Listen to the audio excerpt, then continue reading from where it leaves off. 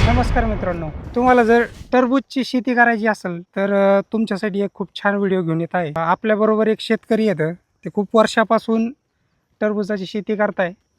तर तुम्हाला त्यांचं योग्य मार्गदर्शन भेटेल. सर्वप्रथम तुमचा परिचय करून द्या. माझं नाव दीपक पोपट जगताप, राहणार टाकळशिंग, तालुका आष्टी, जिल्हा बीड. टरबूजाची शेती किती वर्षापासून करता तुम्ही मी जवळजवळ 3 वर्ष झाली शेती करतोय. आणि कसा आहे अनुभव तुमचा? पीक हे साऱ्यात चांगलं आहे, कारण थोड्या दिवसात येणारं पीक आहे. बाजार बी त्याला 10 रुपये जरी मिळाला हम्म. तरी परवडेबल आहे. आणि ते 10 रुपये कमवण्यासाठी आपल्याला किती खर्च येतो? एकरी खर्च कमीत कमी 60 ते 65-70 हजार रुपयाच्या अवताली येतो. म्हणजे साधारणतः 60,000ची आपण दुप्पट करू शकतो. दुप्पट. दुप्पट करू शकतो. हा, आणि किती महिन्यात निघतं? हे पीक जर रोपं लावले तर 2.5 महिन्यात, आणि जर बी लावली तर 3 महिन्यात. तर म्हणजे 3 महिन्यामध्ये आपण आपला जो पैसा आहे तो दुप्पट करू शकतो. आपल्याला कष्ट पण तेवढेच घ्यावं लागतात, बरोबर? हा, कष्ट तेवढंच घ्यावं लागतं. तर मग कशी सुरुवात कशापासून होते? हे पहिल्यांदा बेड पाडायची, बेसल डोस हा. भरायचा, हे आपले रासायनिक खतं. त्याच्यात मग बाकीचे रासायनिक जे खते आहेत ते भरले की मग आपण मल्चिंग हातरून घ्यायचं. हां. मल्चिंग हातरून घ्यायचं आणि बी लावायचं किंवा रोपं लावायची. रुपयाला कोणतं परवडतं?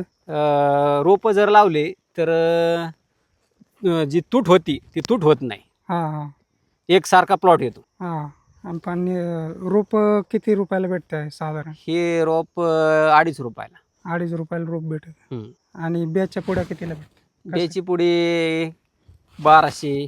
1200 रुपये. त्याच्यात किती येतात? एक अंदाजे? ह्याच्यात 1200च बी येतं. हां, म्हणजे 1 रुपयाला ते 1 रुपयाला. असं 2.5 रुपयाला असं एक 2.5 रोप. रुपयाला. बरोबर. पुढं कशी प्रक्रिया आहे?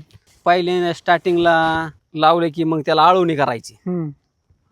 पंपाने आळवणी करायचं. आळवणी केल्यानंतर फवारणी घ्यायची, आणि मग ते आपले जे रेग्युलर खतं येतं हम्म. 19-19-10 ही सोडायची. हां. आणि कोणत्या महिन्यात लावतात? हे डिसेंबर एंडिंगला. डिसेंबर एंडिंगला लावायचं. हा, आणि काढायला कधी येतं? मार्च एंडला. मार्च एंडिंगला. सगळ्यात भारी म्हणजे पिरियड कोणता येण्यासाठी विक्रीला? विक्रीला मग ते डिसेंबर एंडिंगलाच लावले. तर आपण काही कलिंगड बघू. या, बघू. हां, तर हे कलिंगड बघा, जे विक्रीसाठी तयार आहे. आता त्यांचा शेवटचाच लॉट उरलेला आहे. तर त्याची साईज बघा कशी आहे. आणि कमीत कमी फवारण्यामध्ये त्यांनी केलेलं आहे, बरोबर?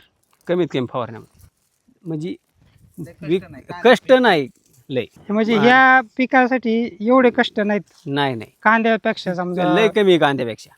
कांद्याला वर्षभर हा. खेळत बसावं लागतं, बरोबर? आणि ह्याला पुन्हा दार धरायचं नाही, काय नाही, डायरेक्ट ठिबकनी पाणी. ठिबक नाही हा, आणि खतं सोडायला बी जागेहून खतं सोडायचे, वर फेकायचे नाहीत, काय नाहीत, खुरपण नाही. मल्चिंगमुळे खुरपणचा त्रास वाचतो. हा, एका एकरमध्ये किती झाडं बसतात? 1 एकरमध्ये 5,000 रुपये बसतील. 5,000 रुपये. हम्म. आणि तुम्ही मगाशी म्हटले 1 एकरला किती खर्च येतो? 70,000 रुपये. 70,000 रुपये. आणि आपण साधारण कितीपर्यंत कमवू शकतो? 2 लाख कमीत कमी. कमवू शकतो. हम्म. म्हणजे दुप्पट तिप्पट तरी कमीत कमी होतात. हा, होतात. कमीत कमी जरी भाव भेटला हा, आपल्याला, कमीत समजा. कमी बाजार भेटला तरी. ने आण करायला कसं आहे? हे आपण डायरेक्ट व्यापाऱ्याला विकतो जागेवर. कोणतं परवडतं? जागेवर दिलेलं परवडतं? जागेवर की दिलेलं स्वतः परवडतं. विकलेलं? जागेवर दिलेलं परवडतं, कसं काय? कारण ते आपल्याला मंजूर मिळत नाहीत. ते मंजूर सारा घेऊन येते ती त्यांची. किती किलो राहतं साधारण? साधारण पहिल्या 6 किलो, हायस्ट म्हणलं 7 किलो, हम्म. 3 किलो पासून पुढं. आणि हे हातातलं जे फळ आहे ते किती किलो असेल अंदाजे? हे 2 किलो. 2 किलोची साईज ही. हा, ही आणि- शेवट राहिलेले, हा. तुटून माल जे गेलाय त्याच्यातून जी शेवट राहिले ती 2 किलो. मग ते 6 किलो वाला भरपूर मोठा असेल हा. त्याच्यापेक्षा. 6 किलो वालं बरंच मोठं आहे. हम्म. इथं राहिले एक वाटतं. हा, बघा एवढी साईज असते ना, जवळपास 6 किलो वाटायची.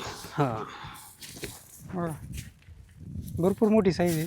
तर मग ज्यांना कलिंगडाची शेती करायची त्यांना काय सल्ला देताल तुम्ही? हे कलिंगडाचं समद्यात उत्तम पीक आहे, कारण झटपट पैसा. झटपट 3 महिन्यात 2-2.5 महिन्यात मोकळं होतं. त्यातील किती जणांना ह्याच्यात काम करावं लागतं? ह्याच्यात सुरुवातीला फक्त लागवडीसाठी माणूस लागतंय, आणि मग पुन्हा एकटाच हँडल करू शकतो समजा आणि तोडीच्या वेळेस येईल. बरोबर, ठीक आहे ठीक आहे. धन्यवाद तुमची माहिती दिल्याबद्दल.